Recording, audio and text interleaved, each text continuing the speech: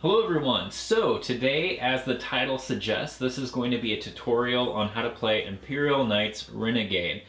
Imperial Knights Renegade is a Games Workshop box set that includes 2 Imperial Knights as well as a piece of terrain. Now of course, what you're seeing on the table right now is actually 2 Dreamforged Knights. Those I believe came out prior to Games Workshop creating their own Imperial Knights, but they look pretty similar, and I've actually not put together the Knights Renegade box set just yet. So I'll be playing today with these 2 Dreamforged Knights. Now, one of the great things about this game is that it's really easy to learn. I think Games Workshop, one of their coolest models has to be the Imperial Knight, and including a real simple game like Imperial Knights Renegade is a great way to sell the game to people who are interested in the models but maybe not necessarily interested in playing a full out 40k army. So the box set comes with a quick rules guide, and it looks just like this.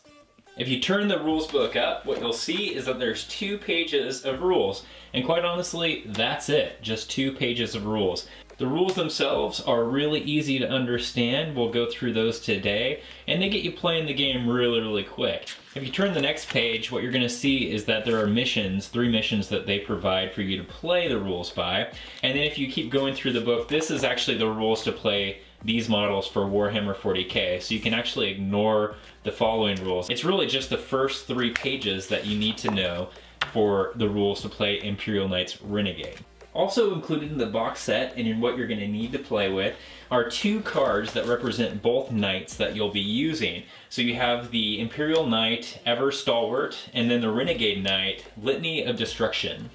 If you take a closer look at the cards that are included, you'll see that each of the models is represented on the page with a grid, and I'll explain that mechanic here coming up. If you turn the cards over, what you'll see is the different weapon profiles that the Imperial Knight can be kitted out with. Now for this game, they don't really tell you how to kit out an Imperial Knight, but essentially you can kind of just pick 2 arms, what you want them to be holding, and then a missile pod on top if that's how you choose to play. But there's no point system or anything like that with regard to how to kit out your knight for this game. You just choose 2 to 3 weapons, and I guess you'd have to agree with your opponent how many weapons you're going to choose. And lastly, to play this game, you're going to need some dice. They provide you a red and blue die, and in this case, it's actually kind of important that it is red and blue. You can supplement with 2 different color die, but you will need to take note of the color.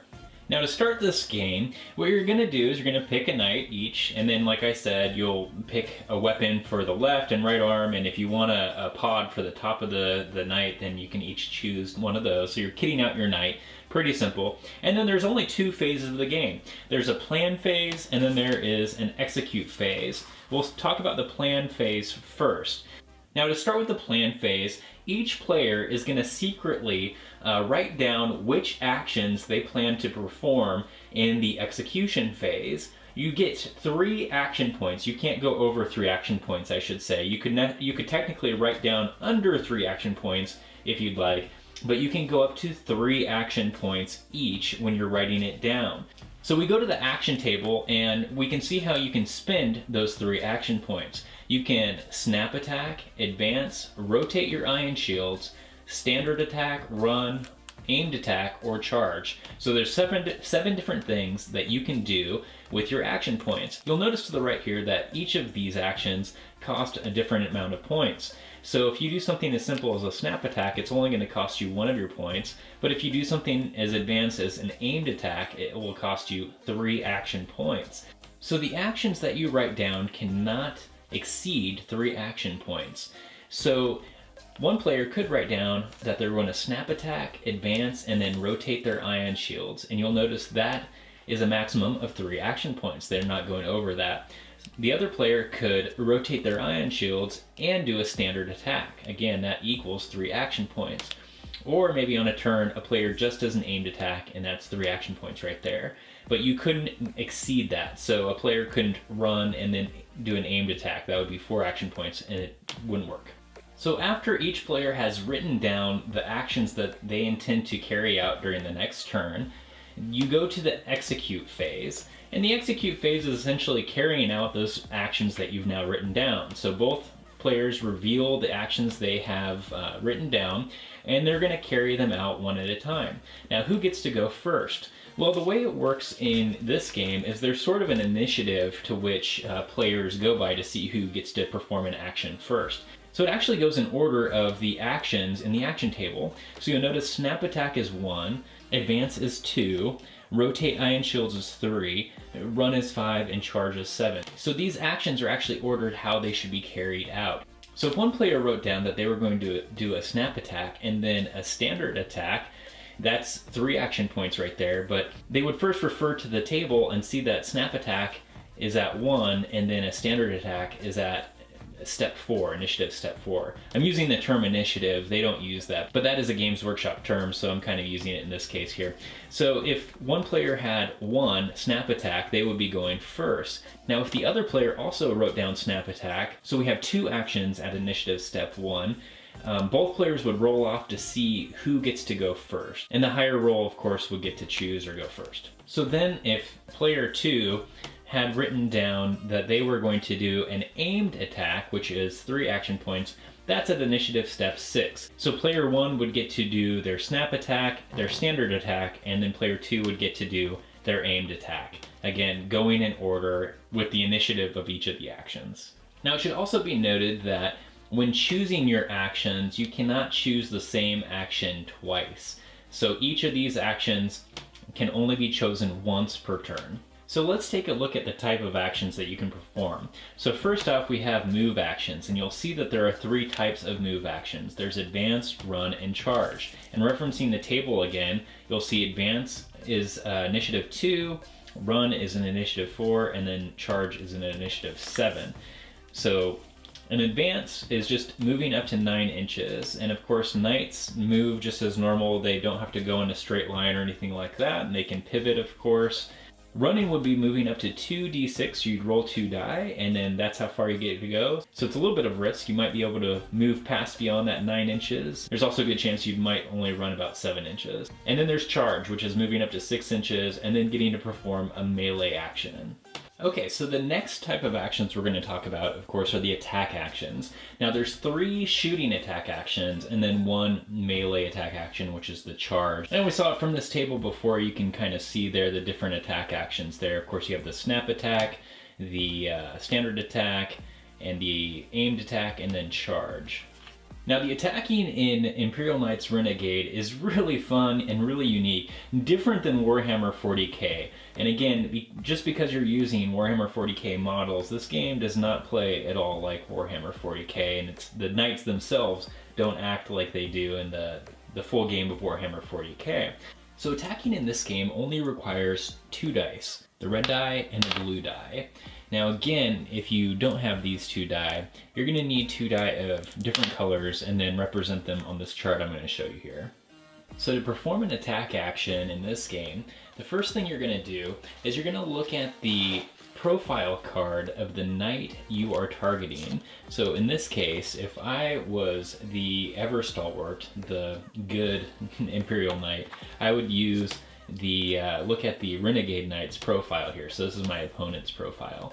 And again, you're going to see this grid with different numbers. So let's take a closer look. So attacking the Imperial Knight Renegade, what I would do, I would select one of these boxes in the grid here where I'm trying to shoot or where I'm trying to target. So in this case, I may choose, I want to go straight for the head. So I'm going for box with the 5s in it, okay?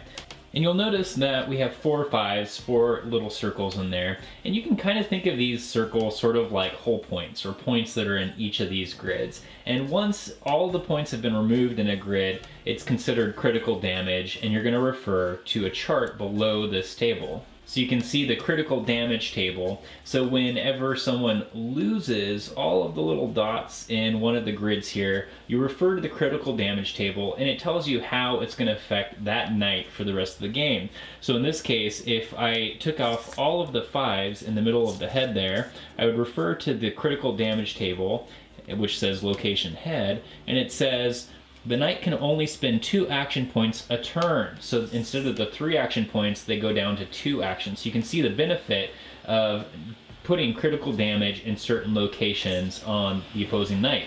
Alright, so now that I've selected my target, how do I actually hit the opposing knight?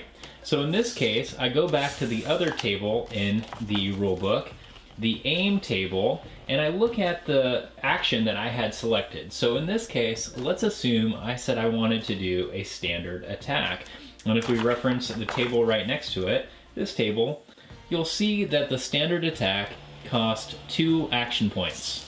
So if I look at the standard attack, what you're gonna see is that there is a red row and a blue row. Those are in reference to the dice that you're gonna roll. And what you're gonna see is directional sort of arrows pointing where the shot is actually going to go. So in this case, the red refers to horizontally and the blue refers to vertically, where your shot is gonna end up. So in this case, I'd roll 2 dice, and I rolled a 4 and a 6. So a 4 on the red table for a standard attack is a direct hit, so there's no movement. But a 6 on the standard attack vertical is 2 down. So what I would do is I would refer to the grid. We refer to the Imperial Knight grid, the target we're shooting at. And so in this case, I was targeting the head. Now horizontally, it was a direct hit, so it's gonna stay there.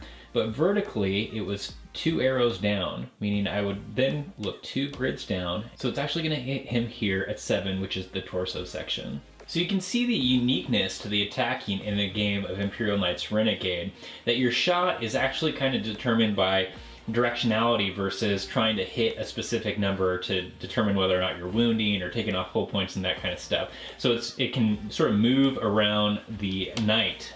Now you'll notice from the table here that the accuracy of your attack is determined by the type of attack you perform. So if you do a snap attack, you can see a lot of directional arrows down here, which kind of gives you the idea that you're just doing a quick shot and it could go anywhere. There's a good chance that you're gonna scatter across the board.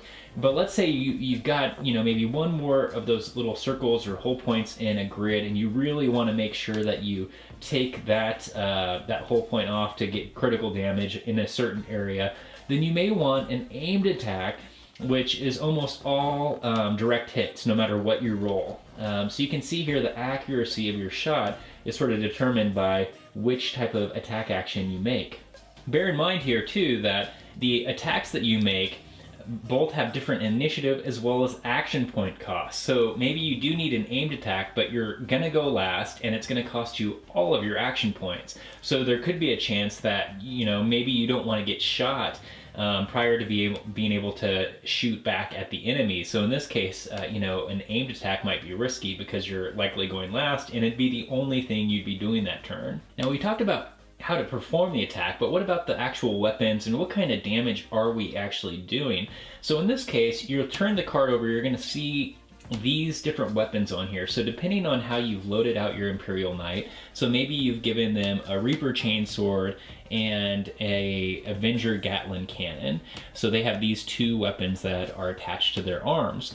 What you're gonna do is you'll reference the table up here to look at sort of what profile, how much damage output they're gonna be dealing each turn. So now looking at the weapons profile, and again we'll assume that our Imperial Knight is kitted out with an Avenger's Gatling Cannon. We take a look at it here. The first thing is you're going to see the range. Of course, that's how far it can shoot, and so the Avenger Gatling Cannon can shoot 20 inches away. And then we have something called AP. Now that's armor penetration, and in this case the Avenger Gatling Cannon doesn't have any, it's 0. I'll explain what that means here in a second. And then the damage output though is going to be D6. So that's how many hull points you would remove from each of those little grids. So in this case, if we got a hit, so let's look back again at the Imperial Knight grid. So we rolled before, and our Avenger Gatling Cannon, again, we were aiming at the head here. If you remember, it went down to 7 here in the torso. What we'll do, because the Avenger Gatling Cannon hit, it does 6d for damage. You would roll 1d6, and in this case it'd be 5, so it would deal 5 hull points.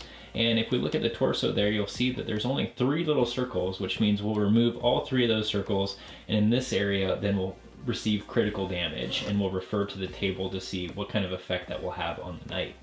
Now when you make a shooting attack, you can fire all of your weapons that you have. So if you are maybe kitted out with an Avenger Gatling Cannon and a Twin Icarus autocannon, you can fire both of them each time you spend an action to shoot. Of course, if you have an Avenger Gatling cannon and then a Reaper chainsword, you'll only be making one shooting attack.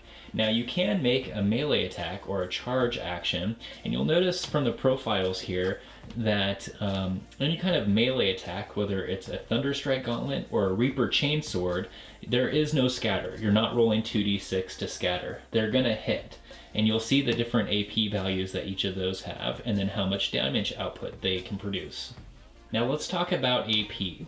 So that's something that we just kind of glossed over. So AP here, armor penetration, this is referenced when the model that is getting targeted or getting hit by an attack tries to make a save. So they're going to try to use their armor to save themselves from getting hit by any of this damage. Now Imperial Knights Renegade, the general save is a 5 up. So you're going to roll one die, and if it's a 5 up, a 5 or greater, then the damage doesn't go through and you don't take any wounds.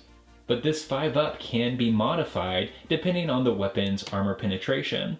Now let's take a look at the rapid fire battle cannon. Let's say that we had shot that at the enemy unit and its armor penetration value was -1. Now they would normally get a 5 up save to save themselves from getting 3 damage. But in this case, because the armor penetration is -1, that 5 up save that they would normally get is now a 6 up save. Now you may be wondering, looking at the table here, that some of these weapons have -2 and -3 armor penetration save, which would essentially mean that someone would just not get a save, because even at -1 you're having to roll a 6 up. If it was -2 it would be a 7 up, and of course a d6 die does not go to 7. You can improve your save, and let's talk a little bit about how you can do that. So if we go back to the table, the actions table here, one of the things you're going to see is the rotate ion shields, and it's a 1 cost action. Whenever you choose to do that in a turn, you get a +1 benefit to your armor penetration saves. So in this case, if it was a shot that had no armor penetration value, your 5 up save would then become a 4 up save for the turn. So rotating your ion shields can be pretty beneficial. It is important to note, however, that rotating your ion shields does not benefit you against melee attacks. Those still go straight through, and your ion shields are only good for shooting. And then lastly here, one other way to benefit your armor save is through cover. So if you are partially obscured by some terrain, like here in this case, in between your target, if it crosses over some kind of terrain that you would deem as obscuring the shot, you get another +1 benefit to your armor save. So at best, you might be able to get a 3 up armor save. So now that you know how to attack and how to save from damage, how do you destroy an Imperial Knight? Well, the way to destroy an Imperial Knight is to deal 6 critical damage on the grid here. And as you deal critical damage to the Imperial Knight throughout the game, the effects will be listed below, how that knight will change and play differently based on the damage it's taking. Now, before you play, what I would recommend doing is making a copy of that sheet there, so you can just literally draw on the paper to see how much damage each grid has taken. Now, believe it or not, that's pretty much all the rules that you need to know for Imperial Knights Renegade. The last thing is you're going to pick one of the 3 missions that they provide in the game to get going. But really, you can sort of make up your own mission and just play freely based on the rules that have already been described. I hope that this brief tutorial could be found helpful to those interested in playing this game. And if you liked it, please feel free to hit the like button and click subscribe. Thanks.